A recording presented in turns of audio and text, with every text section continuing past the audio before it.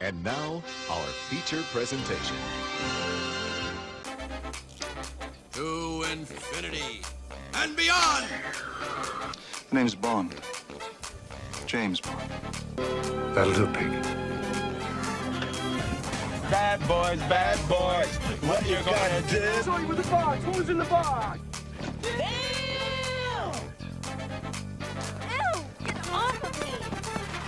Ugh, A lot of people go to college for 7 years. I know. They're called doctors. Houston, we have a problem. Riddle me this, riddle me that. Who's afraid of the big black bat? Welcome in, everybody. It's 52/1995, your live movie conversation podcast where we dive deep into the movies of 1995. As always, I am your host, Cody, and I'm thrilled to be joined this week by my lovely co-host, Alyssa, to discuss the movie Batman Forever.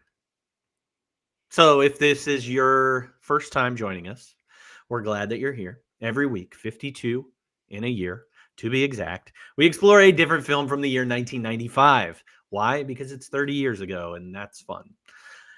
And yeah, why not, right? I love the 90s.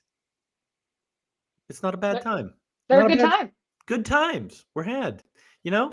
But basically, we dive into this year's important releases, discuss them in detail, and then I chat with my guest host about their thoughts and experiences with the movie. And usually I do these on a theme-by-theme basis. And this month is more of like a grab bag, something for everyone is what it's called. Each of our movies is coming from a different genre from the year 1995. That's why we're doing the movie that we're doing this, because it didn't really fit into anything else I had going on. Although this was an extremely popular movie at the time. But before we get into that, let's talk to Alyssa and ask her a couple questions. Hope you're ready. Ready as ever. Ready as ever. I should add the chat back in here. Why am I not doing that? You know, there it is. Boom. Hi, chat. Hi, chat. Is this the first Batman movie you've ever seen? This is the first Batman movie I've ever seen. Let's talk about how insane that is.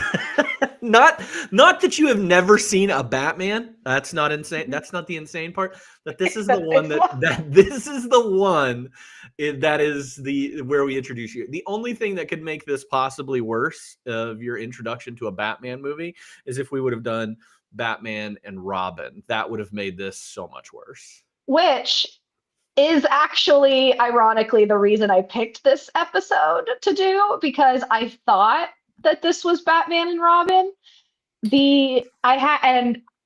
Only because I had a friend growing up who had a poster in her parents' basement, in their bathroom, in the basement specifically, giant movie-sized poster of Batman and Robin. And I very distinctly remember the poison ivy being on the poster. And like literally like 5 seconds before we turned on the movie, I'm like, is poison ivy in this one? And you were like, no. And I messed that up. So I made an assumption that this was the same movie. But after seeing this and now knowing that Batman and Robin was somehow worse, that I'm glad. Maybe we didn't see that one. Were there any other posters in this person's?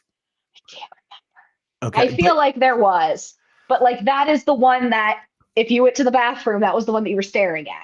So you're sitting down, you're just looking at Arnold Schwarzenegger and yes. Uma Thurman and all that. That's a weird bathroom.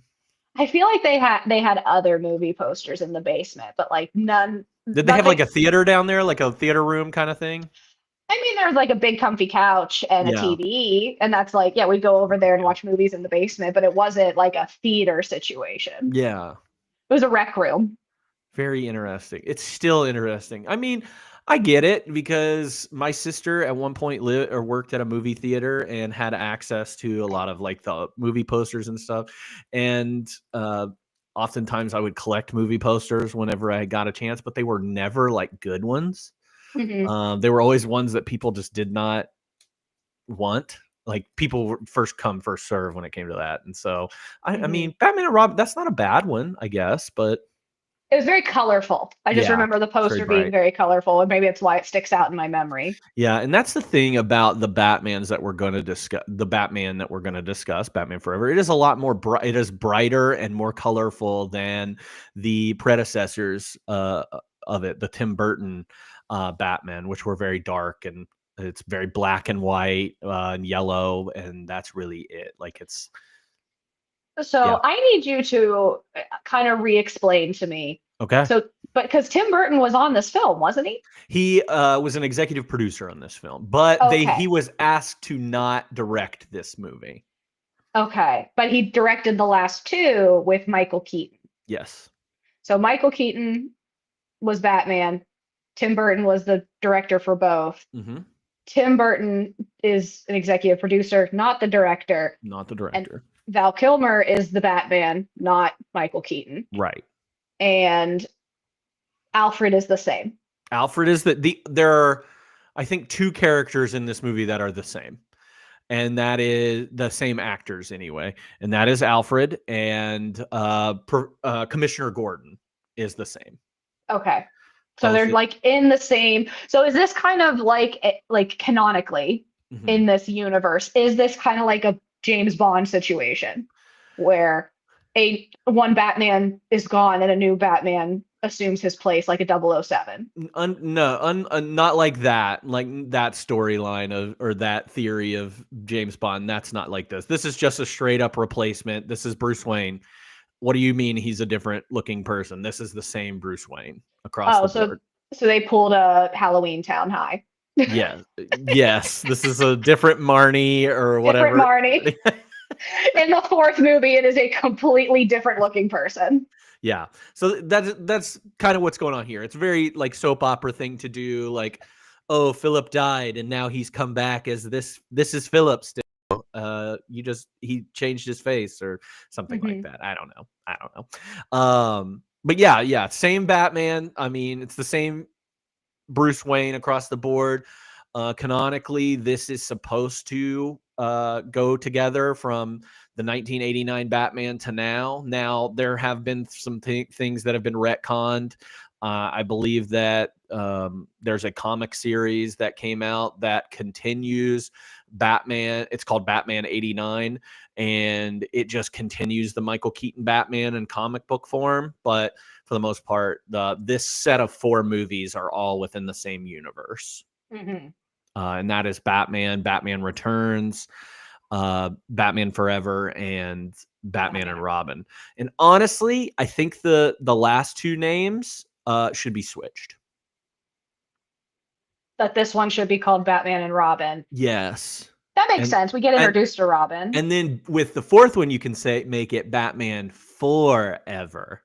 Wow. Where were you when Not on the in 95? 8 years old. 8 years old, not caring about anything, just loving Batman in bright colors because that's really all this was about. I loved this movie when it came out. I loved everything Batman, introducing Robin, especially Chris O'Donnell Robin, who I had a lot of fun with from, Three Musketeers. My sisters were in love with Chris O'Donnell, like thought he was it. And so I was like, yeah, Chris O'Donnell, he's the guy. So I was really into that. Val Kilmer's whatever to me at this point. But he's Batman, so that's all that matters to me. And so it's still crazy to me that this is your first Batman movie. Yeah. And now I was like fully unprepared on Yeah. a lot of fronts. But like I don't want to say introduction. I'm not a DC girly. If I had to pick between the two, I like Marvel. And you really like Spider-Man. And the only reason I like Marvel is because of Spider-Man. Right. I love Spider-Man. Yeah. But I also prefer my superheroes to be super. I like the supernatural. Like I like that Spider-Man is bit by a radioactive spider. I like that Superman is a alien, essentially. Batman and Iron Man, who are just the 2 rich gadget versions of each other in the different universes, are my least favorite of the superheroes, just because they're not super. Like they have really cool gadgets and they can like do like really cool fighting, but there's nothing like sci-fi about them. Right. Yeah. And even some of the villains that we will like that we see and everything aren't super villains, and like they don't have Yeah. a ton of superpowers. You could probably argue a little bit in this one that the Riddler gains some power through Yeah. draining people's brains, but for the most part, anybody that he comes up against are not supernatural in any way, shape, or form. Yeah. So I get it, but growing up, my two favorite superheroes are Batman and Spider-Man are my favorites across both Mhm. sides. So I get where you're coming from. I loved both of them. And I think that also has to do with the fact that during this time, the two like most popular outside of X-Men, the two most popular cartoons of like superhero cartoons were Batman and Spider-Man. So Yeah. it kind of goes along with it. And and I missed a lot of those. I'm thinking Yeah. like right before we got into this, I was like, you know what? I watched a ton of Teen Titans. Yeah. I loved Teen Titans, but I loved Beast Boy and Raven and I liked all the characters except I mean Robin was fine, he's their leader, but like I liked everyone else's side plots so much more. But I did love Teen Titans. That Yeah. show was so much fun. But I like missed I missed some of like the Spider-Man cartoon, the Batman cartoons that I got into Superman because of Smallville. Mm-hmm. Not a cartoon, but yeah, still fun. Still fun. Yeah. We are on the opposite sides of that. That's just the difference here. I was a little too old for Teen Titans, and you were a little definitely too young for the cartoons that I was watching. Not that we're that far apart in age. It's just, 5 years is a big difference when it comes to, growing up as a child. Yeah. TV, especially. So let me think here. There are 4 of these Batman movies. There's the 1966 Batman. So we're at 5 now. We have 3 of the Christopher Nolan Batman series. We've got, I would say, 2 other Batman. So what are we at now? And then Robert Pattinson Batman. Wait, who was Chris? This isn't the first Batman, is it? Like there's a 60s Batman. Yeah. Then there's Michael Keaton. Then there's Michael Keaton. Then Val Kilmer. George Clooney. Oh, I forgot about George. Oh yeah, because Val Kilmer doesn't come back. Right. And then after George Clooney is Christian Bale. And then after Christian Bale is Ben Affleck, which is Batman versus Superman. Right. And Justice League. So I kind of count those in there. I mean, that's our Batman for that. Okay. And then we get Robert Pattinson. And wait, who's Dark Knight? That's Christian Bale. Oh, okay. He has 3 movies. And then Robert Pattinson has Batman's such a weird space right now because even the Batmans that are being put out with Robert Pattinson are almost like their own universe, because I believe that James Gunn, who is in charge of DC and the DC universe, is doing his own Batman, which I think that they've like shopped around, like Austin Butler being the new Batman and things like that. Don't roll your eyes. He'll do it with like an Elvis twang. That's what I'm saying. I'm like, oh, is he gonna what kind of voice is he gonna adopt? Is he gonna become was it Adam West? Yeah, that'd be awesome. And no, to answer the last question in chat, Robert Pattinson is not technically the new DCU Batman. I do not think that that's going to happen. I think that is its own entity. And just like in comic books, there are about 5, 6, 7 different Batman titles going around. There's The Brave and the Bold. There's Batman, The Adventures of Batman. There's Batman and Robin. There's all these different things. So they do kind of do that in the comic world. Now we've got somebody saying who was the worst Batman. I don't know. This is so tough for me because, it's just so tough that it's probably George Clooney. I mean, although I really think George Clooney makes a really good Bruce Wayne. I think he is such a good Bruce Wayne. Because he'd be a good Bruce Wayne and a bad Batman. Yeah, he could be a bad Batman. Because I kind of like after rewatching this one, I kind of didn't hate Val Kilmer, but I've always been a Keaton guy. Love Michael Keaton. I think he's awesome. So, but yeah, I do think that maybe Clooney or Val Kilmer for the worst. Maybe even Ben Affleck I'd throw in there. So yeah, nobody's going to hurt my feelings with their opinions on this one. It's not that precious to me. I think Christian Bale's pretty good. I think that Robert Pattinson's pretty good. It's a different type of Batman, certainly. But let's, we'll keep the chat rolling here. But let's take a look at our movie and break it down a little bit more. So again, the name of this Batman is Batman Forever. We already talked about that. I think that's a bad name. Somebody said earlier there's something ironic about being the shortest Batman film being called Batman Forever, which is kind of funny. I didn't realize this was the shortest. It feels very long to me. I think it was still like 2 hours long. This movie came out June 16th, 1995. The director, like we already talked about, was not Tim Burton. It was taken over by a person that we've discussed on this before, I believe in 94, Joel Schumacher, who directed the movie The Client. This movie was written by Lee Batchelor and Janet Scott Batchelor and Akiva Goldsman. The cast includes Val Kilmer as Bruce Wayne, Batman, Tommy Lee Jones as Harvey Dent, or Two-Face, whatever you want to call him, Jim Carrey as Edward Nygma, or the Riddler, Nicole Kidman here as Dr. Chase Meridian, Chris O'Donnell stepping in as Dick Grayson, or Robin, Michael Gough as Alfred, Pat Hingle as James Gordon. Couple more that aren't like super big roles in this. We've got Drew Barrymore in here as Sugar, Debbie Mazar as Spice, Ed Begley Jr. as Fred Stickley. We've got a couple other people that pop up. George Wallace, famous comedian, is in here as the mayor. The music group In Vogue has a cameo in this. And then also Jon Favreau, who will get some popularity. He was already in... what was Jon Favreau in? Rudy. He was in our Rudy, and he'll be a big person next year in 1996 with the movie coming out. The synopsis for this movie is Batman faces off against two foes: the schizophrenic, horribly scarred former district attorney Harvey Dent, aka Two-Face, and the Riddler, a disgruntled ex-Wayne Enterprises inventor seeking revenge against his former employer by unleashing his brain-sucking weapon on Gotham City's residents.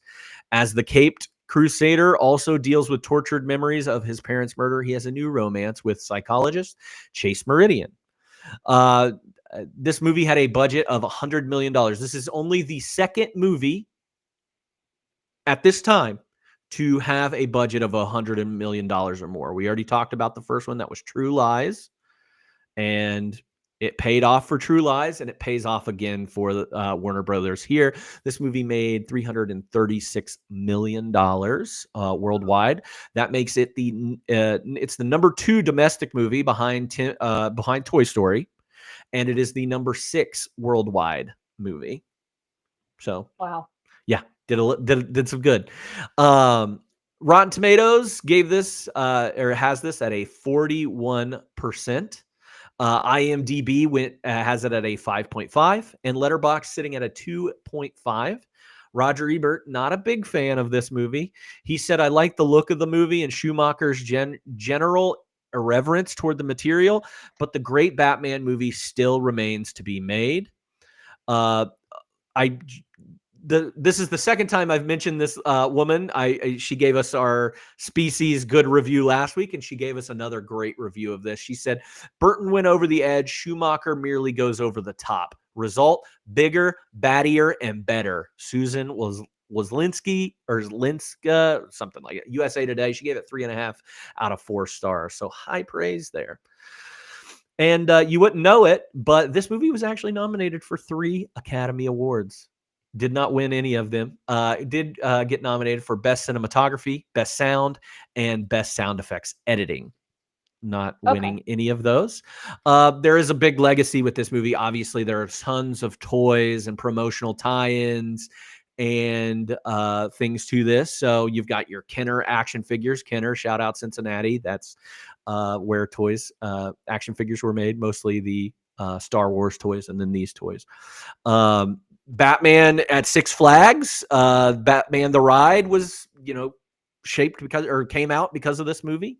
So big deal there. McDonald's had their toys and their glass mugs. If you had any of those glass mugs, you from this movie. And then also, okay, and the reason I'm stopping on this is because I wrote not an entire blog about this back in the day, but they also released a burger which was called the Superhero Burger. It also had a couple different names because they would like re-release it a couple times. It was called the Superhero Burger or the 3D Burger or the Triple Double Burger. And it was a burger that had 3 beef patties, 2 types of cheeses, lettuce, tomato, onions, and mayonnaise on a superhero bun, basically the McRib bun with 3 different burger patties. So this was a McDonald's burger. Yes, this was a McDonald's burger, and it was a big deal to me. Okay, to me. To me, this was a big deal for me, and that's okay, Chad. This lovely lady is unfamiliar. This is my fiance, Alyssa. Hi. Welcome to the world, fiance Alyssa. So yeah, a lot of promotional tie-ins here for this. Also, supposedly, there's a director's cut of this movie that comes in at around 2 hours and 40 minutes. There's there's a lot of cut scenes. a lot of cut scenes. I didn't get to watch any of them, but I did watch a terrible documentary that was 25 minutes long that was just promoting this movie. Do not recommend. It is on YouTube if you want to see it. And then, of course, there is a sequel to this movie, Batman and Robin. So that's the legacy of our movie. Now, let's get into our movie discussion and talk about some of the scenes that really stuck out and made this film memorable. Well, I'd kick it off with the opening scene. I always kick it off with the opening scene, but it sets you up for what the next 2-ish hours is going to give you. Like, we get introduction to all of our characters. We meet Chase, Dr. Chase, who's the psychologist, and the insanity in which is Two-Face, him holding a guy hostage and then shoving it's a trap and then getting him and Batman into the vault of this bank and closing it, and then he's like, acid, and I'm like, what is happening? There was so much going on. Yeah. And I said it to you when we were watching. It gave, like, the opening scene gave me the energy of the opening scene of The Grinch with Jim Carrey. Like the townspeople, everybody's in the square, everyone's freaking out, everyone's yelling at each other. Like, oh, but instead of Christmas, it's a crime. But it was very cartoony, which I also was not expecting. I really needed a little more prep before we got into this. My brain is set to think Dark Knight Rises. I am thinking Heath Ledger. I am thinking very, very dark, moody, scary murder. And I'm like, and we just have a couple bimbos on the screen running around like idiots. Yeah. That's a great way to think about it. Like, even Burton's Batman, which you haven't seen, they do have a cartoonish element about them, but you can imagine, like, you've seen Edward Scissorhands, you've seen Nightmare Before Christmas. I know that's not him directing, but that's his creature or whatever, or creation. That is Batman. It is very snow, black, like black, white, like it is Halloween Town. And this is even this is a deviation from that. Like, Ebert said, like, this is brighter, this is more cartoony, this is something that, and what we're talking about in the first, few minutes of this is like, it to me, it does play a lot like the cartoon show, even a little bit. Like, the cartoon was honestly darker than this movie is, which is crazy. Very dark. But this movie does come off very cartoony to me. All of the villains are very cartoonish and loud and like are going for it. Every single one of them are just like, let's amp this up to 40. It is very crazy to me. Can I be really annoying? Please. For half of a second. So and we get the explanation of who Two-Face is, kind of why he is the way he is. Where did he come from? I don't know if we got that in the opening. We get a little bit of the opening saying maybe it's explained a little bit more later when Batman's talking to the artist who will soon to be known as Robin. but they mentioned that he has split personality, Mm-hmm. which is not a thing. And and it's also almost due to the fact that he was doused half of his body in acid. Yeah. Also not a thing. And I'm like, how they twist and Perfectly. turn perfectly, and how they twist and turn and explain like him having mental illness, making him this crazy bad guy who is a Jekyll and Hyde incarnate, Mm-hmm. is really stupid and cartoonish. And it's also played by Tommy Lee Jones, who I've never really seen him in a, like, he's constantly laughing, maniacally giggling, like not unfocused. Yeah. I've never seen him act like that. He's always so serious, the straight man, the again, Men in Black. What's the baseball movie we just watched? Cobb. Cobb, like just kind of like a dick and also Mhm. just like rough. And I'm like, it did not click in my brain Yeah. what was going on. I do think that this portrayal of Two-Face, compared to anything that we've got, whether it's a comic or The Fugitive, that's the most important. That's what he won the Oscar for. This is super cartoony. Like, this is not how it's ever been portrayed. Yeah. And it doesn't ever feel like he is two people No. until the kind of the end, when right before he dies. That's Honestly, like the only time that we get him being like Harvey Dent, you know? Yeah, I thought of him being the only time it occurred to me that he was two people is when he had two girlfriends. Yeah. Because I'm like, oh, because they're like, I made you your favorite. And that's obviously much later in the movie. But I was like, oh, he's supposed to be two separate people at the same time. Like, Yeah. they mentioned the split personality. Again, that's not how split personality works. It was silly. Yeah. A lot of this was silly. And it this is opening scene just puts it on display. It is very silly, and a very silly interpretation of Two-Face. And even though it is just Jekyll and Hyde, it's supposed to be Jekyll and Hyde in one.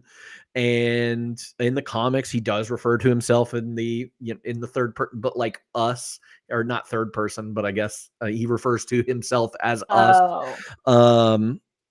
Having those different things, and like even when they explain Two-Face, how he became Two-Face, it's so like, why was Batman in the Courtroom? In the courtroom? Was he just in the courtroom, like in his suit, just seated? Like, that really tripped me up. And yeah, it's a little weird. No, okay, there's a lot of talk about the suit nipples. There are suit nipples in this. They're not as like distinct as the Clooney suits are with the nipples, but they are little dime-sized nipples that you get in here. So this is the beginning of nipples. I did not notice. You notice that butt though? That's in my, we'll get to that. Okay, good. It's in my notes. Somebody also said, what an elaborate trap that was so poorly designed. Yes, it's a terrible trap for him. And thank God that guy wore a hearing aid so that Batman could pop the lock or whatever on this thing, like figure that out. Thank God. I did have the thought where he had his hearing aid in, and I was like, inclusive. I was like, crazy for 95. And then it's like, nope, he needs that to crack the safe. And I was like, okay, that makes more sense. Yeah. I really like, though, when he like uses his bat grappling hook to tie it to the thing, and then the vault like perfectly goes back in. Yeah, that was fun. That was fun. That was definitely fun. So yeah, surely he's got a gadget for that. He doesn't need a hearing aid. I didn't really get that part of it.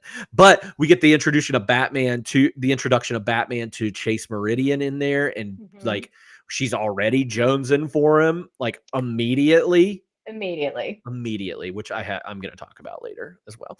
What's your next scene? I said, do you got a name, or do they just call you Bat? It's something. This movie's something.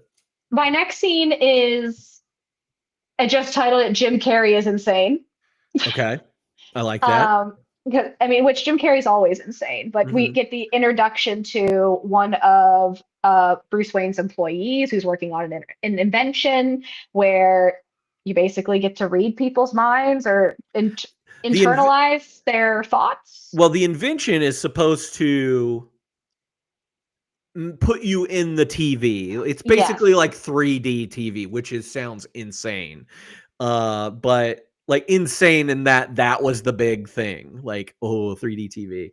But in doing that, he actually creates a device that drains people's brains, IQ.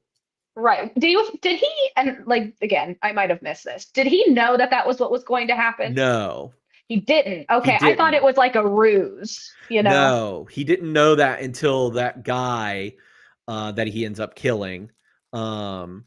He puts him under that and he goes, "Oh, what a wonderful side effect," or whatever it is. Like, Okay. That's a fun side effect or something like that. So Okay. yeah, So, he wasn't sure.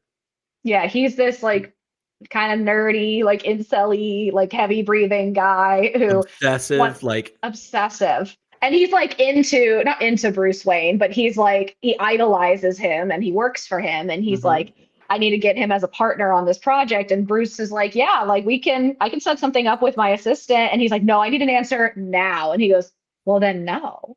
Like, yeah. Way to throw that away, like completely. Like you could have had partner, but that's not going to happen. Yeah. Like it just raises too many questions. He's like, I got questions. You just don't sign off on something. I don't know you. And then of course he ends up working on it late in the building and ends up messing with that guy and ends up killing him and realizing that he can obtain lots and lots of knowledge if he gets one in every home in America. Be the cleverest thing, the cleverest boy, whatever he said. What's in Roger Ebert's review of this movie, he talks about how funny it is that this is a Warner Brothers production. Warner Brothers owns HBO, and HBO is all about like the home box office, like having the box in your home, and this very thing is the thing to have in your home. So he thought that was kind of ironic about that. What's your next scene? The circus. That's what I had next as mine. So yeah, because we get the introduction to Robin and Robin's family and Robin's origin story. The Two-Face is back and is like, hey, listen, I'm gonna blow this place to bits unless you give me Batman, which and in like 30 seconds. And I was like, that's how but and Bruce Wayne attempts to like turn himself over, but that doesn't happen.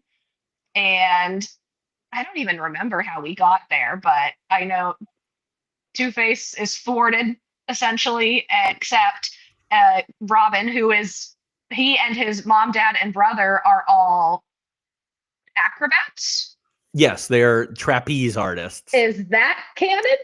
I do think that is canon. Like they were circus, and that this is one of the origin stories of Robin and how he gets to be here. I do think that when it starts, though, Robin is a much younger man than he is in this movie. Yeah, they played him off as college aged. Yeah, which like I think 19. he is a little bit younger. I think he's more of a teenager in the comics and stuff whenever he gets introduced. But yeah, it's we've got Two-Face, we've got him shooting the scaffolding out, so all of his family flies to their death or falls to their death, not flies. Yeah. Falls with style. If Toy Story would, yeah. So they die. Robin technically saves the day here. Yes, he does. Because he gets rid of the bomb. And it's throws it into the ocean. And it's a big giant bomb. Like if you've ever seen the Batman 60s version, like these kind of bombs were the thing then. They looked like big giant typical Mario looking bombs that you got there.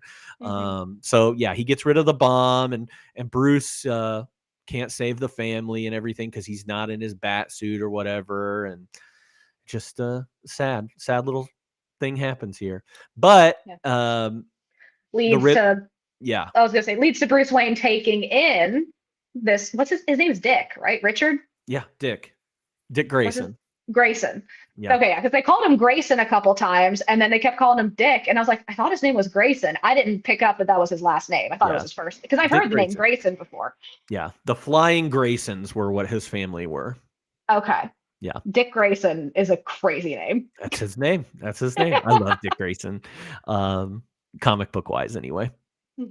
He's But great. yeah, that it gives us the partnership or the essential Bruce Wayne adopting or taking him under his wing as he gets back up on his feet and gives Yeah. them a little project to work on with the motorcycle and just tries to help him because he feels a kinship of losing his parents with Yeah. him. To a bad man. Yeah. To a Is bad it the man. same? It's not the same man. No, because No. Harvey Dent kills Dick's family, Mhm. and in this world, in this universe, the Joker killed Batman's family. Just in this Oh, universe, that is a big deal. Not a lot of people love that about this. okay. Yeah, Is the Joker in any of the 4 movies? he's in the first one. That's Jack Nicholson. Oh, okay. Mhm. Yeah, Mhm, mhm. we got you. I have no idea what's going on. You're doing great. Yeah, and not only does, Batman take in Robin here, we also get the Riddler watching this on TV and being like, "Oh, I need to partner with this guy. This guy gets it. He Yeah. wants to kill Batman and I want to, rule Gotham too. We could do this little partnership and hook up." And then they end up, the Riddler becomes the Riddler and introduces himself to Two-Face, and they start their little journey together. So yeah. What's your next scene? I actually go to Halloween. Okay, so I have the Edward's party in between that. Mhm. Where Bruce Wayne is there to keep an eye on Edward Nygma and all this stuff. And he explores his little brain drain thing, and that's when he goes into that little room and gets his secrets, taken from him, unknowingly. And we also get Two-Face coming here it blows up the party and everything. And the only reason I include this is because this is the first time that Robin defies Bruce and ends up coming and saving the day and saving Bruce after Two-Face sets him in another bad trap. But because his trap doesn't even work, and then he just like buries him in dirt or sand or something, and that would have worked if Robin hadn't been there to save him. So You're right. but one thing I like about this scene, and I think it's funny, is that there are all these subtle references to Edward wanting to be like Bruce Wayne. They're wearing the exact same suit. They're wearing the exact same glasses, which I never would have noticed had I. Yeah, he puts the glasses on. I noticed it immediately. He sees him, he puts them right on, and then I'm like, oh, and then he takes them off, and then Edward takes them off, and it's very funny. And things that you wouldn't get if you're an 8-year-old kid watching this movie, but you're a little bit older, you're like, oh, look at that, that's funny. And they keep referencing back, he looks better in that suit than you do, and all that. So that's the only reason I wanted to include this scene in here. So, but let's go to Halloween night and talk about that. Yeah. Well, it's twofold. One is that this whole movie, Dr. Chase is kind of jonesing for Batman while dating Bruce Wayne. Like Bruce is like asked her out. She was at the circus. They've gone on a couple dates, and he really likes her. And he's like, but she likes Batman. I don't think she likes me. And I don't know what to do. And this is the moment where not only is he he doesn't end up revealing to her with words, but it clicks in her mind that he is both of them, that he is both Bruce Wayne and Batman. And she's like, hell yeah. And yeah, he's like opening up to her because he's never opened up to anyone or ever been in love before because his parents died. And you know how that goes. I'm being less than empathetic, but these aren't real people, so I know. And he's also having like trauma flashbacks. And she's also his therapist, which is again not ethical. But as this is happening, it's also trick or treat. It's also Halloween night. And Alfred is passing out candy to people who come to the door. And who comes to the door but the Riddler and Two-Face in masks. And they pounce on Alfred. I thought Alfred was dead. And I was like, what a turn. Like this got dark. That poor old man. That poor old man. And threw him in a closet. And while Two-Face and his cronies who are terrorizing Batman and Dr. Chase, the Riddler makes his way into Batman's secret lair and blows it all up. And is having a great time doing it. He's just throwing these little birdie bombs everywhere, and it's like pew pew, and it's like a very funny, very Jim Carrey scene. Yeah. While Two-Face, and then they end up capturing Dr. Chase and knocking out Bruce Wayne. Don't kill him, because if they kill him, he doesn't learn his lesson. He doesn't learn anything, is what the Riddler says. So that sets us up for the big finale. Yeah, I think this gives us a very big, you referenced the Grinch. This is like Jim Carrey at his Grinchiest is in this scene, I think, like just being a menace in the house and everything. Somebody in chat talking about, hey, I know that kiss. I think at one point when we were watching it, I was like, how's she not going to know? Like, how would you not know? You've kissed Bruce Wayne. You've kissed Batman now. Like, you're going to know that those are the same lips, that you just have to know. And she does. She has that little and they were like back to back, because like it would have been like the night before, maybe, that she kissed Batman, and then a day later kisses Bruce Wayne. Like, I mean, the stubble has to be about the same, right? Like, there's not, you're doesn't have a full beard or anything. It's not like Batman has a mustache. I also, there's gonna be little things you pick up on. Yeah, it's you just know at that point. Yep. Batman's costume is also like the fact that, like, I'm not really great at, I'm bad at names, I'm good at faces, but like I feel like you could tell. I don't know, maybe not. Maybe she's blinded by heroicism and the leather suit of it all, the latex, but like to not be able to be like, this is my boyfriend's mouth. Yeah. She was obsessed with it. I even said at one point, I said Val Kilmer's got good lips. I think he does. He's got some good lips. He's got a great bottom lip. He's got a nice face. He's got a nice. He looks good. He looks good.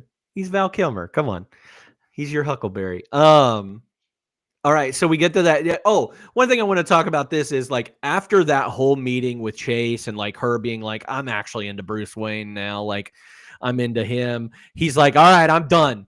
I'm done with Batman. Like, I'm ready to give it all up. This is all dumb and stuff. So, yeah, I thought that was kind of weird and just kind of out of nowhere. I mean, a lot of this movie's out of nowhere.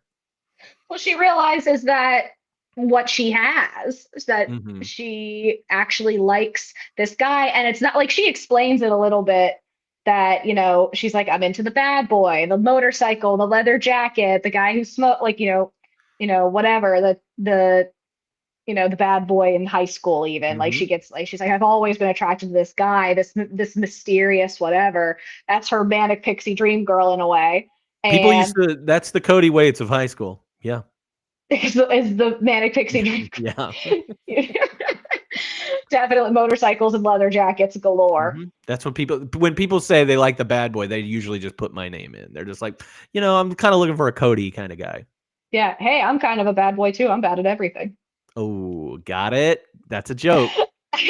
That's a joke. That's a good joke. But I think she has this realization. She's like, I'm repeating patterns. I like him because he's unattainable. I like him. I think there is something to do with the latex leather. I think she's into the leather jacket of Batman.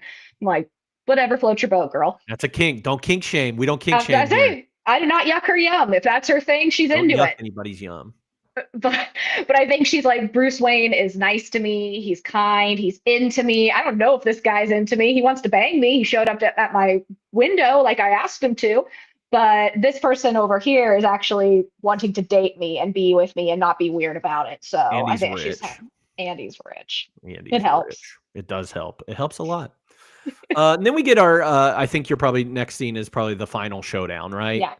Where we get all the action. We get the bat boat, which barely lasts 5 seconds. We get the bat wing, which again barely lasts 5 seconds.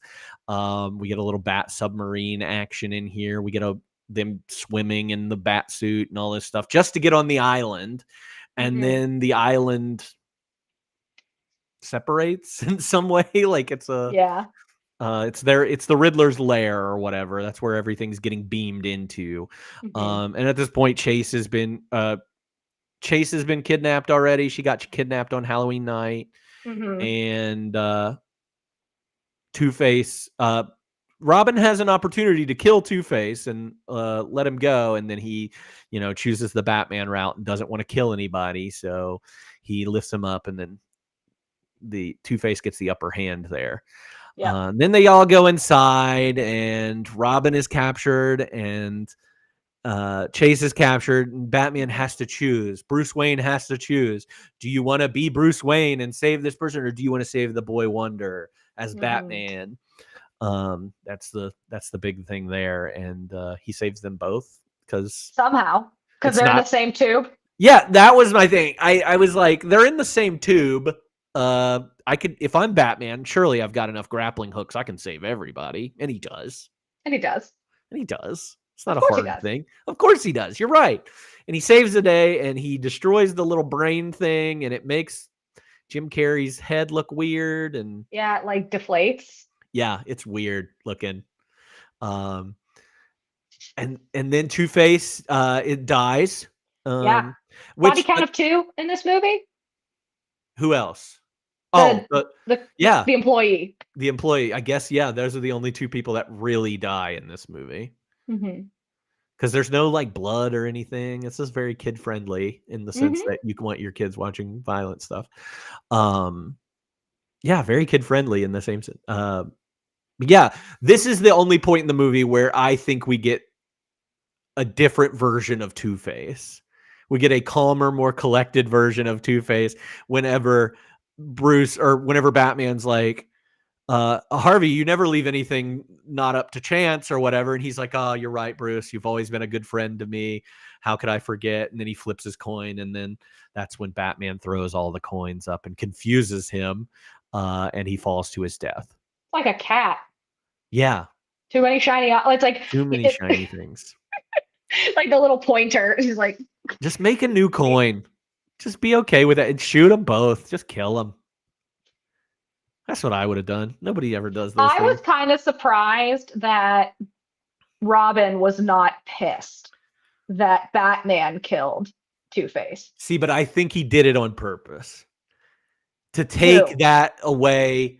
I think Batman kills. This is one of the things that I've been thinking about. I think Batman wants to be the one to kill Two-Face because so that Robin doesn't do it. Yes, so that Robin doesn't do it and go down that path. I'm saying I'm surprised Robin wasn't pissed. Like, do you think Robin realizes what he did? Maybe later. Maybe because like if I were Robin, I'd be like, I told you that I wanted to kill him. Yeah. And obviously he lost his chance the first time around, so maybe that pushes it there. But I don't know. I think I'd be a little annoyed. Yeah. Well, I mean, he's dead. It doesn't take anything away, and Batman's right in that sense. He's like, hey, killing somebody does not take away the pain that you have or the grief that you have. So stop it. Stop trying to kill people. Robin's been a little teenage boy this whole time. I assumed he'd continue to be a teenage boy and not just reach nirvana maturity in the final hour. He does. He just becomes a mature man. I guess so. I guess. So that's Batman. That is the Batman movie. That's the whole movie. That's the whole movie. We just summed it up pretty quickly. Who's your favorite character in this? Or is there somebody that steals scenes for you? I like Alfred. Okay. I like that. I like Alfred. Alfred's my scene stealer. And he had the he's cute. He has the little jokes. He's fatherly, especially to Dick Grayson. So yeah, Alfred was my favorite. Yeah, I like that. I struggled to have a favorite. I think I went with Batman just because obviously it's Batman. It's Batman. But I agree with you that Alfred is definitely the scene stealer in this. Everybody else is so crazy and weird that I can't like get on board with it. And that is true. The chat saying Alfred is the most consistent through all the Batmans. That Michael Gough is Alfred for the first 4 movies. He's in the whole way, and then sadly passes away. But even in the Christian Bale ones, we get another very fatherly Alfred. I mean, that's kind of his MO, but that's Michael Caine stepping in as Alfred there. Perfect Alfred. Yeah. I feel like he's like a mix of M and Q from the James Bond movies. Yeah, that's a great way to describe it. Great way to describe him. And then we get, who played Scar? I'm blanking on that. Oh, Who I don't played know his Scott? name. Jeremy Irons. He's the Ben Affleck Alfred. Very good in that as well. And I can't remember who Robert Pattinson's Alfred is. That's Mhm, bad. That's somebody else British and surely great as well. So, mhm, but yeah, no, Alfred's great. He's wonderful. Love that mhm. little man. Love that little old man. Yes. All right. I know that you said you wrote down a lot of quotes from this movie or have a lot of quotes from this movie. I didn't Oh, go as no. I'm sorry. I don't have a lot of quotes. I have a lot of fun facts. Oh, okay. So any memorable lines that stood out to you though about throughout this movie? I picked 3. I have 3 as well. I struggled. There wasn't a lot that stuck out to I me, didn't but love it. Like there's a lot of like one-liners and bit things, but they're one, not that funny, and 2, just yeah, like okay, yeah. they're okay. The Two-Face and the Riddler are playing Battleship, and Two-Face calls out B12, and the Riddler goes hit, and my favorite vitamin, might I add. Yeah. And I was like, that was dumb, but I It's stuck so out to dumb. me. So dumb, yeah. You What know. else? Oh, okay. I have a serious one that it's so funny whenever you watch movies and you're like, obviously we're supposed to root for the good guy and hate the bad guy. But when the bad guy says something that I'm just like, oh my God, like you're just hitting the nail on the head there, man. Mhm. Two-Face says, one man is born a hero, his brother a coward, babies starve, politicians grow fat, holy men are martyred, and junkies grow legion. Why? Luck. Blind, stupid, simple, doodah, clueless luck. And I'm like, oh, yeah, you're right, man. This world sucks. It was pretty good. That was a good I'm line. Team Two-Face. And that's the beginning. Yeah, that's at Like, the very beginning. That is his opening scene. So I did like that piece. I've got one from the Riddler. And he's like explaining his, mastermind plan. And he goes, "This is your brain on the box. This is my brain on the box. Does anybody else feel like a fried egg?" Love it. And in reference to the this is your brain on drugs. Yeah. I have one from the Riddler talking to Two-Face. He says, by the way, that's never going to heal if you don't stop picking. That was funny. It was fun. My last one is when Batman and Robin get to the island, and Robin goes, "Holy rusted metal, Batman!" And Batman goes, "Huh?" And he goes, "The ground, it's all metal, it's full of holes, holy." And Batman's like, "Oh," and it's just a callback to the '60s version of Batman and the TV show, and just very silly. The other one is at the very beginning of this movie when Batman goes out and Alfred asks him if he wants him to prepare him food, and he says, "I'll get drive-through."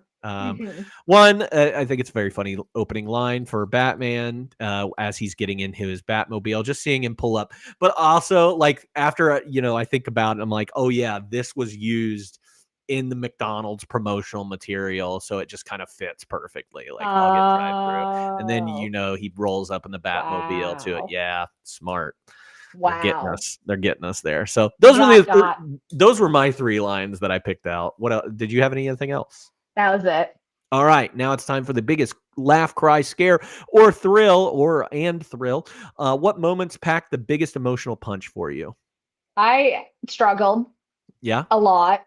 I only said I had a few Jim Carrey. I love Jim Carrey. I love him with all my heart. There were a couple one-liners that he had that I just went, ha. And, like this, I will say, this movie got little to no emotion out of me. I feel like I sat there like the whole movie. And like there wasn't even like a little smile, a little chuckle, or even like a little like scared moment. I was just like, I've got nothing. It is just neutral. So all I had was just a couple laughs from Jim Carrey being Jim Carrey, and that was it. Yeah. I have one like Jim Carrey being Jim Carrey moment, and that is when Two-Face is teaching him how to punch, and he's like, "Ball your fist, rear back," and like he punches him in the face, and he gets hurt doing that. I thought that was pretty funny. The other car thing where Alfred's like, "Master Grayson took the car," and he's like, "Oh, the Bentley?" He's like, no, the Jaguar, no, the other car. I thought that was kind of funny. The last 2 that I have for like laugh out loud moments are not supposed to have been funny. And I think Mhm. they're really funny in retrospect. But there's one scene, I think it's at Edward's party when the Batman appears. There's a guy in the crowd that goes, "It's Batman! Yay!" And I thought that was hilarious. And then after Chase says that she's into Bruce Wayne and he's in the bat suit and everything, he just like turns away and does this weird smile. It's so funny to me that that smile is insane. Just super insane. Yeah. All right. Anything else for the emotional parts? No, not really. Yeah, it's not a very emotional movie. All right, now it's time for probably what is going to be our most like crazy part of this, which are our WTF ridiculous moments in this movie, because I have a lot. I have so like many. 6. Oh, I've got 4. Okay, good. One of them is a question. Yeah. Why? riddle. A riddle, if you will. No. Why are all of Two-Face's men heavily pierced? They have like 100 face. Like the one guy has like a bull. Like I mean, literally, it's like his whole face is this bull ring. Eyebrow piercing, tongue piercing, ear piercing, like cheek piercings. Even I'm like, is there a reason? Is this canon? I don't get it. Why is all of his henchmen so heavily pierced? I mean, if you put a pierced person in front of a boomer or what, obviously they're going to be like, that guy's a criminal. Right, but like they were all pierced. You know what I mean? Like it was almost like part of the uniform. Yeah. And that's what I don't understand. Yeah, I think I really just think it was like, hey, let's make these guys look like bad guys. What can we do? Piercings, tattoos, like things like that. That's the only thing that I can like give you any kind of answer around. Right. So it was like so noticeable, and I was like, I don't know why. So that was one of them. Yeah. Number 2, you've already mentioned the butt. Mm-hmm. Like he was like, mask, glove, cape, ass, and it was like, why? That's how I get dressed in the morning. It was just so jarring, like unexpected. And I just looked at you like. Yeah, again, this is one of those movies that I really enjoyed watching with you, just to see your face. Like you were very like, yeah, this throughout the most of it. But then there were parts where you were just like that's a classic Alyssa face whenever we're watching a movie that there's something insane going on. She just goes like mouth. It's just, there's a lot of that. Full head tilt. So that happened. Next one, and it's my biggest critique, the eye makeup. The makeup. Yeah. I did not know that. Okay, so like, Batman has his little hat on, right? His little mask. Hat, yeah. his little mask. Little Batman hat. And I understand that in the cartoon, it's just like white slits. Like you don't really have like real eyeballs, right? But the eyes in this are probably like big like my glasses, right? They encompass a piece. So that means, but you see there's black behind his mask, which means that whilst getting ready to go fight crime, he has his full Urban Decay smoky eye palette out to just blacken his eyes. And I'm like, but why? Because like I can see your skin, my guy. You're not hiding anything. But then he would be doing blackface, and that's against what we don't want to do that. But I'm not saying I'm saying the opposite. I'm saying why bother with a smoky eye? Yeah. It's so, and again, I'm like, I know I'm getting into the weeds of it, but I'm like, he's literally has to do makeup before going to, and the same with the Riddler. The Riddler has a full pink blush contour in like it's literally like, it's like they took like a piece of paper and went like this. And I was like, this is some real like drag queen shit. Like it's a sachet you stay. Sachet you stay. I was like, that contour is fierce, baby. Like it just was very, very there was so, and then the Riddler also did black eye makeup. Ooh, there we go. We've got responses here. Keeps the reflection of the moon out of his eyes. Like eye black, yeah. Oh, I mean, that is probably the most logical explanation, and yet, he still has to do makeup before putting on the mask, and I And think on that's insane. and honestly, that is not that is not special to these movies at Yeah. all. The Batman does that in every single Batman iteration. Wait, and He has eye that black on. Like, never occurred to me. Never, and I was just like, that's stupid. So yeah, that's it. And I have one final thing. you haven't And even this hit on any of the ones that I have. So fantastic. I mean, I'm sure these are the ones that stuck out the most to me. I said earlier, big Jim Carrey fan. I don't know if this is a what the fuck or maybe just a critique. Jim Carrey to me was giving me Johnny Depp vibes. ooh, yeah. And I wonder if it's because of Tim Burton. Mm, Like, mhm. have Jim Carrey and Tim Burton worked together I don't think before so. this? I almost, and like, if we were, I never do a 95 recast, but I wonder if like it should have been Johnny Mhm. Depp because Jim Carrey he was Jim Carrey in like a lot of his pieces, but especially the first half that when he's just Edward Enigma, Mhm. Enigma. Even with his hair, he was being so weird. Like, obviously Jim Carrey's weird, uncharacteristically weird. He specifically reminded me of Johnny Depp in Willy Wonka, Yeah, I could see and that. I did not like it. I Yeah, didn't like it at all. I'm like, no, if you give me Jim Carrey, I want Jim Carrey. yeah. Like, and we got I think towards the end of the movie, especially like the scene where we were saying him being Grinchy, him doing the explosives in Mhm. that is the most Jim Carrey in the whole movie. I Yeah. liked that. I actually liked that scene because that's what I wanted. When I see Jim Carrey, that's what I'm looking for. But he was almost giving me. I wonder what the direction he was given because Yeah. I'm like, was Tim Burton telling him be more Johnny Depp like, and it didn't work for me. Yeah. It's funny. Johnny Depp was not considered for the Riddler because this is obviously a different part of Johnny Depp's career. He's kind of going for a more leading man. He was out for Bruce Wayne, though, at this time. They did want I him can for the see Bruce it. Wayne part. Yeah, he did not want to do it. So No, I can see because I see Johnny Depp and Christian. I kind of see like Johnny Depp, Christian Bale being able to do similar roles. mhm. So like obviously Christian Bale has done Batman, so I can see it, but I'm also not Yeah. a huge Johnny Depp fan. Yeah. Yeah, different time in Johnny Depp's career, but Right. it does make sense after you talk about like him being the Mad Hatter and him being Willy Wonka. He could definitely pull off a Riddler like this, Hmm. interesting Riddler. Yeah. Anything else? WTF? Those are my big ones. I mean, I'm sure I could list 100 more, but those are the ones I wrote down. Yeah. I turned to you during the scene, and you are also giving the face, the head tilt face. Whenever Robin is washing his clothes, do you remember that scene? Yeah. Oh, Where I he's forgot like- about that Where he's completely. like whipping them around, and like Alfred's like, "Hey, I'll do your laundry." He's like, "No, I've got it."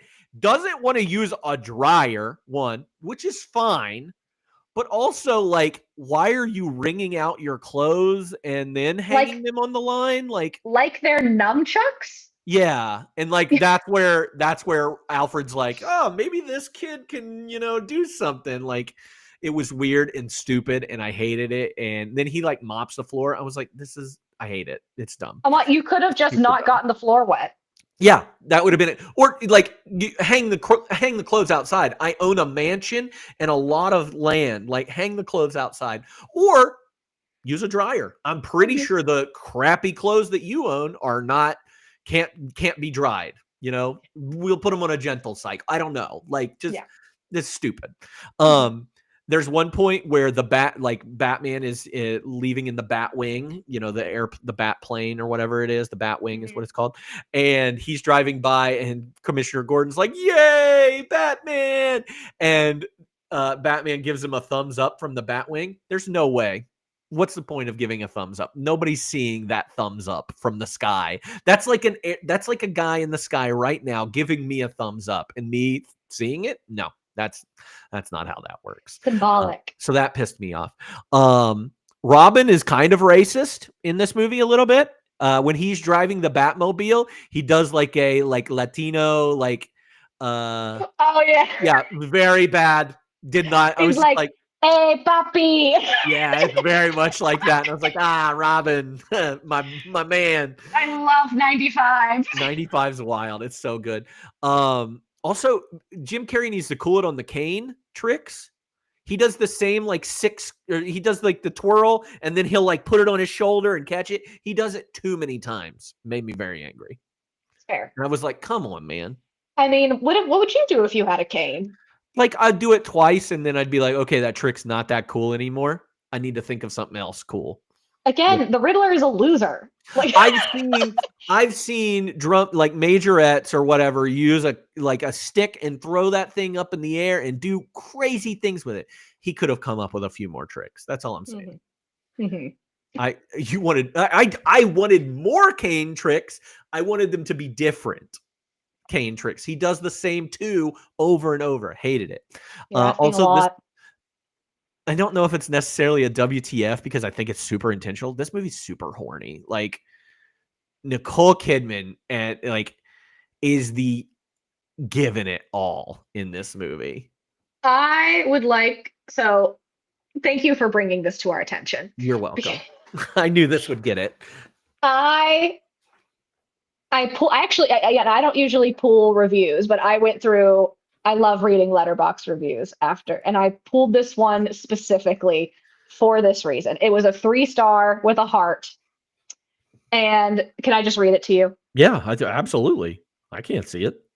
Schumacher took some of the most gorgeous neon-lit, elaborately designed sets, matte paintings, and miniatures of the 90s and one of the most lucrative blockbuster studio IPs and made it into a campy cartoon romp about a few extremely horny costume fetishists and drag enthusiasts trying to kill each other. Jim Carrey spends most of his time on screen in a green onesie, dancing with a pimp cane and screaming shit like "Spank me" and "Joygasm" while blowing shit up. And Nicole Kidman spends most of hers flirting and making innuendos in black gowns and lingerie because she wants to fuck a man in a full-body rubber suit. No choice but to stand, unfortunately, rip to a king. Yeah. I was like, that's the best description I've heard of this movie. It really is. This movie is kink. This movie is camp. And I wish super camp. Listen. I don't think we should just call all bad movies camp. There are just things that are bad movies. Yes. This movie is intentionally intentionally camp. I kind of wonder how intentional. Like, I don't know. But it was wild. So I had to bring that to the table today. Yeah. Nicole Kidman is giving she is Nicole Kidman is very gorgeous. She was God. Perfectly cast. And I don't think I really accepted Nicole Kidman I never really thought of Nicole Kidman in this movie until we just did this rewatch and I was like, holy God, I had it was like Cameron Diaz in The Mask level, hotness, especially when she calls is literally running around in lingerie. Yeah, so when she calls him up on the roof for no reason at all, but just to show her titties, yeah, she's like, here I am. Here they are. Here's the girls. Yeah. She is someone who knows what she wants. Yes. And it is Batman. I was kind of surprised in that moment. And I was like, oh, okay. Because at this point in Nicole Kidman's career, she's got a few movies under her belt. None of them have been anything like this. She was in the movie I watched earlier this year for extra credit called To Die For, which she's amazing in and giving us some. But she's really good. And I honestly... We'll get there. She might be the best part of this movie. Best acting wise, giving me exactly what it. Yeah. All right. Best music moment for you. I got Smash It Up by The Offspring. And that is right when, because there really wasn't a lot of music moments for me. But that is right after Alfred's like, no, sir, the other car. And you just have, Dick Grayson driving around the Batmobile, and Smash It Up by The Offspring. I thought that was fun. Nice. And I pulled one from when Edward is coming home after killing a man, I'm pretty sure, or being sad or whatever. And it's the Flaming Lips, and the name of the song is Bad Days. I don't know. There's something about that scene, like we're walking into Edward's little apartment thing and this music behind it. It gives me an entirely different movie. Like this is some weird, like independent movie that's being filmed. And I really like that moment of the movie. So yeah, Flaming Lips, Bad Days. I'm not even a big Flaming Lips guy, but yeah, it gave me like indie movie, and I like that. So, All right. So let's move over to our F, Marry, Kill section of this, where we choose 3 characters and play F, Marry, Kill. I have 2 set up here. Okay. But I'm going to start with the very first one that I had, which is Batman, Two-Face, and the Riddler. Oh. Okay. You think that's really easy, don't you? I do. Because Batman's rich, so you marry Batman. Okay. The Riddler is a loser, so you kill the Riddler. And Two-Face has 2 girlfriends, which should stand for something. So you're gonna F Two-Face. Okay, so you like to F Two-Face because he's essentially 2 different guys. You're just in it for the money. You're marrying Batman for his money, and the Riddler, you're just you can't deal with him. He's he's the incel that you want to kill. Yeah. You're okay with Batman's family trauma and all this stuff that he's really bringing to the table. He's dark. He's broody. He doesn't really open up. He has a secret life. You're okay with that? I'm fine with that. Okay. He's also okay. I mean, are you really going to marry either of the other 2? I think they're honest about who they are. And criminals. Yeah, but Batman's kind of a criminal too. He's a vigilante. That's fair. At least I get a yeah. I mean, What if okay? Let me take the money out of this and let me say let's replace Batman with Robin. Is it still the same? Oh. Robin is young. Oh, Like, that's another part of my WTF. But let's go to this. He's like dumb young. Yeah. In which case, I would still kill the Riddler. Yeah. I am probably gonna F Robin, and then I marry Two-Face because he dies in the end. Oh wow, yeah. I I just don't get to. I just don't have to deal with him. You're living a full life with this man. I'm being realistic. I'm No. also being honest. I'm just trying to make it interesting. Yeah, back to a WTF about Robin. He is over 18. He does not need to be a ward of anybody. That's not how that works. Well, fair, but he is okay. So he's like 8. I think he's 19, maybe 20. That's what I'll give him. I'll give him over 18. But he probably doesn't have like a high school degree. He is an acrobat. He probably does not have street smarts or book smarts. No formal education, no job. He just wants to kill Two-Face and go back to the circus. Yeah, I guess. Well, you're a one-man act. You have to have somebody catch you. It makes it more interesting now. There are other acrobats out there. I know, I'm just being annoying. No, but that's the thing. It's like he's not he's an orphan, but are you an orphan if your parents die after you're, 18? No? I don't know. I don't think that makes you an orphan anymore. Not in the same sense. I like I like that F, Marry, Kill there. F Nicole Kidman, marry Nicole Kidman, and kill the Riddler. Yeah, that's. Who would you pick? Oh, the Batman, Two-Face, and the Riddler. Yes. I think I go with exactly what you said. I was just trying to make it interesting. If you F Two-Face, are you sugar or spice? Which leads me to my other one. If I have a second F, Marry, Kill here, Chase Meridian, sugar, and spice. We don't get a lot of sugar and spice in this, but you get their personalities. No, I think I'm gonna kill Spice because she's a little scary. Yeah. Yeah, I think I'm gonna.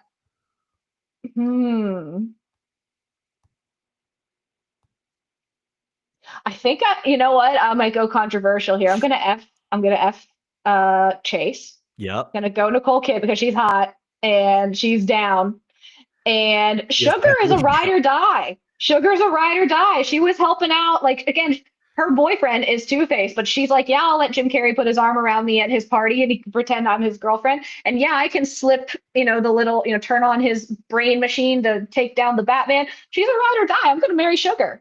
I love this take. And this is, honestly, I think that's the correct take. I love that take. That's a good one. Yeah, that's exactly what I would do too. No offense to Spice, because we love our She's a God. little scary. She is and whatever she's feeding him is wild. Like blood. Blood, like a full boar, which I mean, pork's good and everything, but like there was something else weird in there that she was. Yeah. I don't know if I want Spice cooking me dinner all the time. Mm-mm. I would rather have Sugar. Yeah. No, and I can see someone make the case to flip Sugar and Chase, but Hey, and we probably got some people out there that would probably prefer Spice, over some. Yeah. So they're out there. Okay. Who do you think gave the best performance? no one. No one. I was like, I don't think anybody acted well in this movie. Even Nicole Kidman. Like, I love Alfred. I love Nicole Kidman. I can get behind Val. I don't think anybody acted well. Yeah, this one, honestly, I did leave blank, but now that I'm talking about it, I think I'm going to go Nicole Kidman has delivered the best performance in this movie. She gave what she was told to give. Yeah, they were like, give us sex. And she was like, bet, I got you. She's like, I got you. I got you. Here is sex. And I am that. So, all right. Now we move to our recast. I know you rarely ever do 95, but maybe you did 20. Maybe you did 2025. For the 95 recast, these are people that were up for the roles. Could Robin Williams? He was their first choice for the Riddler. Could Robin Williams do the Riddler? And you got to think about the character completely different from that point of view, because Jim Carrey is his own level of crazy. Robin Williams is his own level of crazy too. Well, then you're getting like Flubber, Robin Williams. Yeah, that's a good pull. Flubber, Robin Williams. If you need Disney, baby, I got you. I could certainly see it happen. I mean, a little less kooky. I mean, obviously Robin Williams is pretty kooky, but I don't think you're getting the contour with him. You know what I mean? Like, I don't know. Well, beat. I think it would be the full beat. I think it'd be great. I think it'd be fun. Yeah. I liked this one whenever they were trying to cast Batman. Obviously, I said Johnny Depp was in there. I'm interested in a Kurt Russell Batman. I think that's a really interesting version of a Batman, a little bit older than what we got with Val Kilmer, I think. But I think Kurt Russell brings something to it. Like he's got like a humor to him. I'd be interested in seeing a Kurt Russell Batman. Sure. All right, let's move on to our 2025 recast though, because I know you've probably got some people there. I got a couple. I'm not really happy with any of them. I wanted this to be goofier. Mm-hmm. Like, obviously it's goofy, but I need it to be insane. You need it to be extremely goofy. It needs to be an extremely goofy movie. Yeah, yes. There we go. So my Batman and Chase combo are Glenn Powell and Sabrina Carpenter. Okay, so two of these people are in my cast. Glenn Powell is also my Batman. Okay, because I thought, again, he's handsome. He can do the funny. Mm-hmm. He can. I want him to go full ridiculous. So Glenn Powell, I think, would be actually a pretty decent shot at Batman if we were to cast that today. And then I've been listening to a lot of Sabrina Carpenter recently, and I think she is hilarious. Like, she's so funny and she's so sexy. I would love for her to bring the humor with the Chase character. See, I thought she wasn't sexy. Like, she's sexy in a different way to me that I couldn't cast her as Chase Meridian, but I put her as Sugar. She'd be a good Sugar too. She's a great Sugar. And then I was like, and then I'm going to cast Jenna Ortega as Spice. Yes, I do love that. That's great. Yeah. I almost went with, what's the... Olivia Rodrigo? Yeah, I almost went with her. I was like, no, I think they hate each other. So I'm going to... I don't know. I think they might have put that to bed. But then I remember that video with Sabrina Carpenter and Jenna Ortega, and I was like, let's just do that. That's perfect. I like it. And then I chose Madeline Klein as Chase. Do you know who Madeline Klein is? I know the name. She's in that Outer Banks show. Okay. She's also in I Know What You Did Last Summer. She's been in a couple other things. But she gives me a little bit more of that like sultry thing that like there's just something about Nicole Kidman that she gave me that. So she was also in the Glass Onion movie too. Okay. Yeah, she plays whiskey in that. Yes. You remember Okay. that, so. Yeah, I don't know. There's something about her that I was like, yeah, that gives me more of that like sexy vibe that I think we're shooting for. But I obviously I thought about putting Sabrina Carpenter in there. I was like, I can't do it because I wanted her as Spice or Sugar. Did you cast anybody else? I did. I love taking somebody from the original movie and recasting them in the remake. So I made Alfred Tommy Lee Jones. Oh, okay. Yeah, that's fun. That's a different take on Alfred. It is. I would like him to be like try to be British, but I mean just for funsies. But like I need like it would be fun to be like kind of stone faced, kind of serious. Like Alfred's like a little cutesy, right? But I think like maybe just having like a deadpan Alfred would be very funny if the rest of the movie is extremely insane. Yeah, like a Men in Black Tommy Lee Jones. Yes, would be perfect. Yeah, and I want Jinx Monsoon to be the Riddler. Oh my gosh, yeah, that's hilarious. I like full camp, full stop. Let's throw some drag queens at it. I love it. I love that. I put John Mulaney as the Riddler. And then I picked I have a riddle. Yeah, I have a riddle. And then I went with Coleman Domingo as Two-Face. Oh, I like that. No, if we're going for like camp and stuff like that, I think Coleman Domingo is so good and would be amazing. I am here for it. Yeah. So that's my cast. Nice. All right, fun facts. I know you wrote down a lot of fun facts, so we'll go with fun facts. Yeah, what you have. Okay, I probably have the same as you. Yeah. But apparently Tommy Lee Jones hates Jim Carrey. Yeah, that's a big part of this movie production.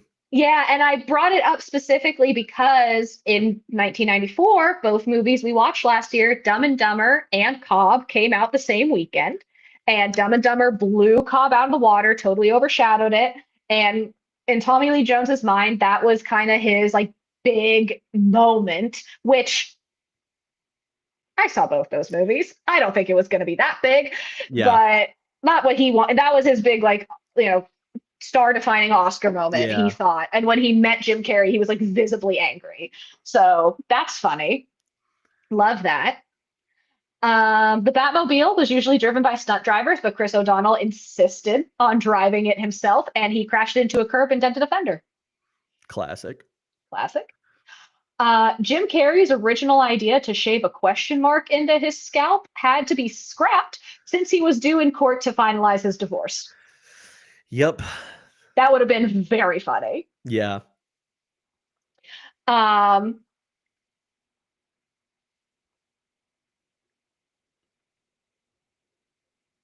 okay. So I have a couple. Sorry. I thought you froze. Nope, just reading. One got brought up in the chat about Dick Grayson suggesting Nightwing for a hero name, which is the used by adult Dick Grayson in the comic books. In Batman: The Complete History, Michael Keaton said about turning down the film, to lighten up and brighten it up and be a cartoon was of no interest to me, which I respect that. And also it spoke to, I was like, oh, that was like validating that like this was very cartoonish to me. Yeah.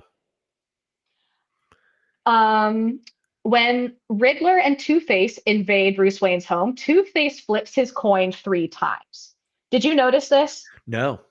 Okay, so this stuck out to me in the movie. And so although many people believe he kept flipping the coin so he can get the desired outcome to kill Bruce, which is what I thought during the movie, contrary to the comics, where he is a stickler for flipping the coin once and then questionably accepting what it is, he's actually flipping the coin the 3 times to determine the fate of all 3 people in the manor: Alfred, Chase, and Bruce.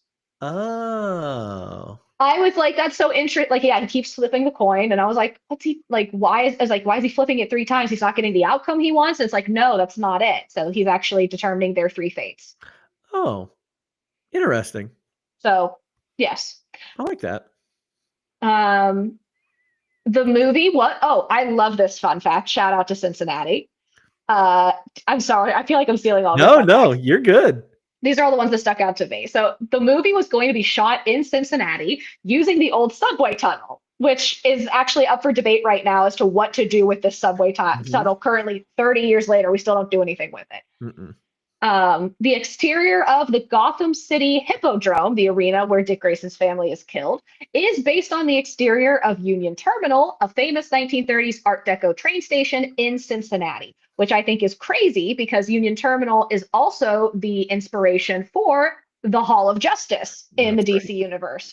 So we're just Cincinnati all over the place. Yeah. Again, it's just very Art Deco, and like the production design around this movie is very Art Deco, and a lot of like German expressionism, like the fate with all the faces and everything that are A lot of faces. A lot of faces, which goes into Two-Face and all that stuff too. Mm-hmm. And I have one final one, is a Mhm. cameo. Do you know who the streetwalkers who appeared to Dick Grayson as he steals the Batmobile? Was that when I said In Vogue, the music group Yeah. In Vogue? Yeah. That is the music group En Vogue. That is who sings Free Your Mind. Yeah, you nailed a lot of the ones that I had. I do have a couple more. Will Shortz, who many people may not know, but he is the guy that comes up with like the New York Times crossword puzzles, or did for very many years. The puzzle master. He created all the Riddler's riddles in there in the movie. That's awesome. Yeah. Batman creator Bob Kane, he has cameos in this movie. But he said that Val Kilmer, Bob Kane created Batman. He said that Val Kilmer gave his best interpretation of all the actors to play Batman up to that time. Unlike Tim Burton, Joel Schumacher was a Batman fan, and he wanted to do a prequel based on Frank Miller's Batman Year One. Speaking of Bob Kane earlier, his wife, Elizabeth Sanders, is in the movie. She plays Gossip Gertie. We see a couple times in this. It's like, Bruce Wayne. She's very giving it all. Let's see. Nicole Kidman was actually naked in that scene where she is in the with the sheet. She's naked under that. Fun fact. Why not? Yeah, this is also the fifth film franchise to break $1 billion at the global box office. So considering all of the movies all together, the other ones are James Bond, of course, Star Wars, Indiana Jones, and then Rocky. So this is the fifth one to do that. And then this is in the first Batman. Harvey Dent was played by Billy D. Williams, most commonly known as Lando Calrissian from the original Star Wars movies. But he had it in his contract that he was supposed to play Harvey Dent in all of the sequels. Well, they actually didn't want him to play it in this. Like, the director didn't want him in this, and Warner Brothers didn't want him in this. So they had to actually buy him out of his contract. So they basically paid for two people to play Two-Face. One was the only one that wasn't going to be in it. Any reason why? That I just think they just didn't want that. They didn't want to go that direction. It's silly to me. I think it would have been fine. I don't know. Yeah. Maybe they were against having a black Two-Face. I don't know. Or they just really wanted Tommy Lee Jones. Just really. I Which- mean, you do have Tommy Lee Jones, an Oscar award-winning actor here, playing a crazy part. So Yeah. whatever. All right, like a fine wine and dish. If you could pair this movie with another movie for a double feature, what would you choose? I only have two. And the first one is The Incredibles. The one, because it's a superhero movie, but two, specifically the bad guy in The Incredibles reminds me a lot of the Riddler in the sense that he looks up, like he starts out by looking Yeah. up to Mr. Incredible, or looks up to Bruce Wayne, and then of course things go sideways, which turns him into a full villain. Yeah, So, that's a good one. and the other one is a movie that I actually paired with The Incredibles earlier this year, which is GoldenEye, the James Bond movie. Okay. And Batman very much gives me James Bond energy with the gadgets, the Alfred, the fact that there's multiple franchises, the silliness. I mean, James Bond is quite silly too, like with his puns and his quips, and the ridiculous like fight scenes where he just survives all the time. Like, Yeah. and so yeah, I thought it was in the girls, even like the Chase versus a Bond girl. I thought there were a lot of parallels. So yeah, those are Yeah. my two I like pairings of that. I The like that. Incredibles and Goldeneye. Nice. I went I think very on brand, I guess, for this movie. I said The Mask, because we all wear masks, metaphorically speaking, and that's actually a part of this. And Bruce Wayne says we all wear masks in this Mhm. movie too. Also, a villain, super villains and all that stuff. So it works. Batman, the 1966 one, I think really pairs well with this movie. It is super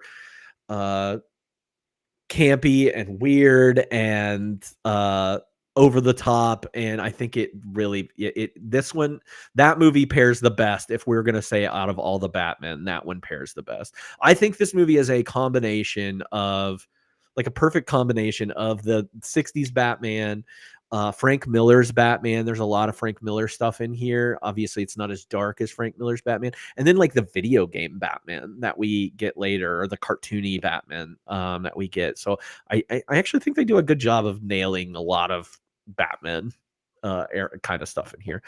Other than that, I would say I would include some Sam Raimi film, Spider-Man 3. Specifically, if I was going to name a Raimi one, or Darkman. Yes.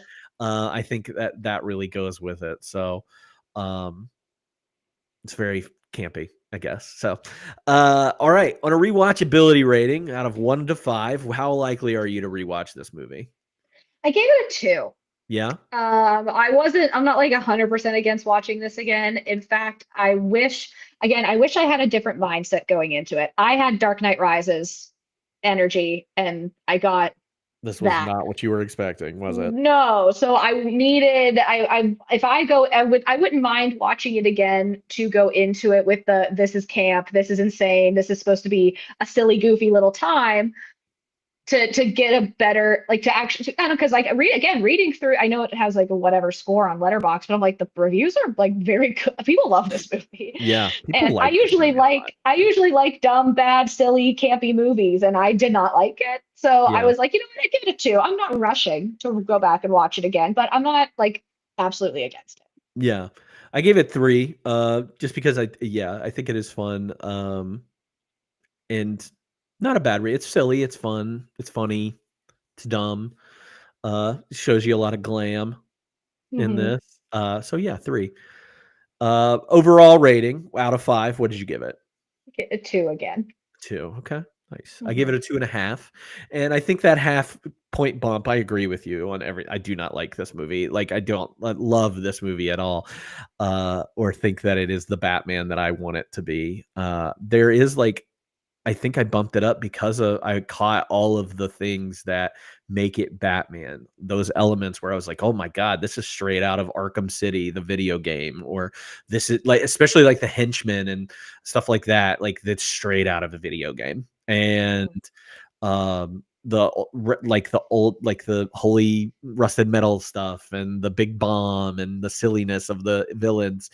It does give me that little half point bump there. So I appreciated it. Nice. Just 2.5 though. It's not the worst movie I've ever seen. No. I've seen plenty of those. Well, we nailed it. We did Batman Forever, and I thank you so much for sitting through Batman Forever with me, Alyssa. Before we wrap up, do you have any movie recommendations, any TV recommendations, any music recommendations that you want to give the folks? Not really. That's okay. Everything I've been watching has been for the podcast.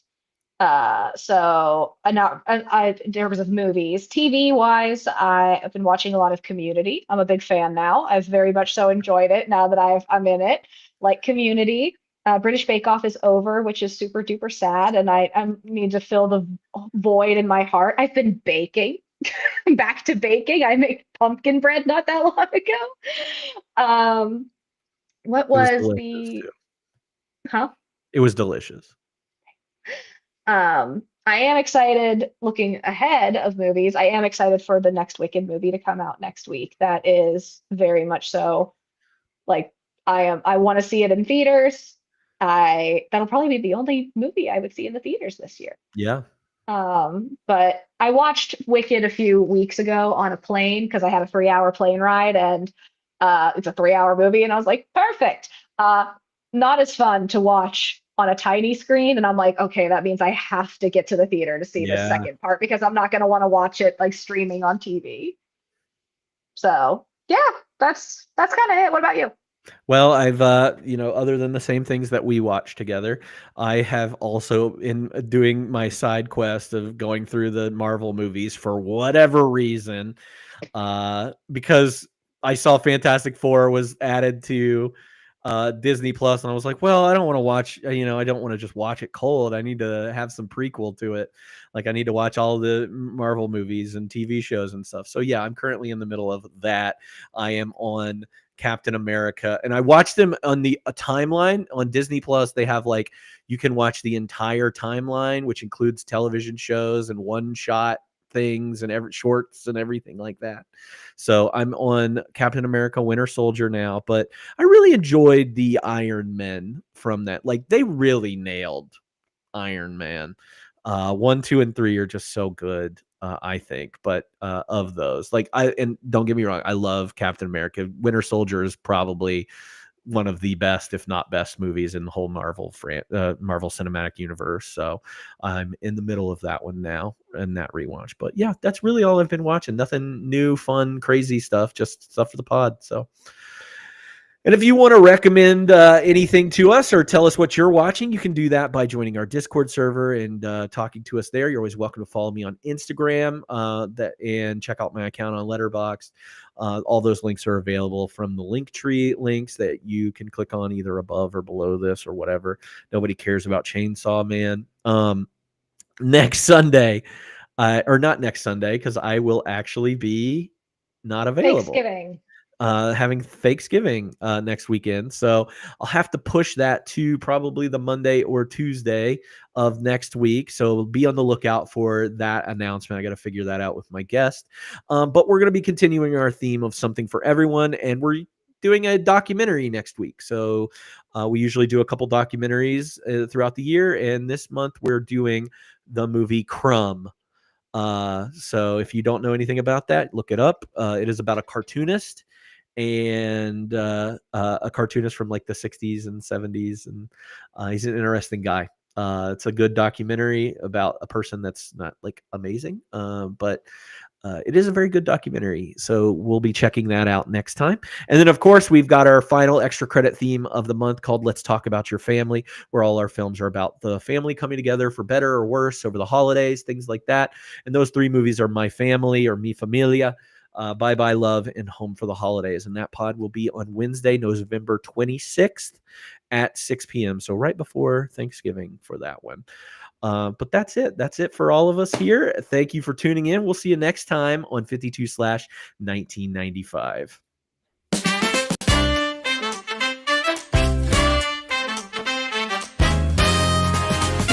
What a year, what a time. Big screens, dreams, a movie rewind. From talking toys to heist gone wrong. We're watching it live and singing along.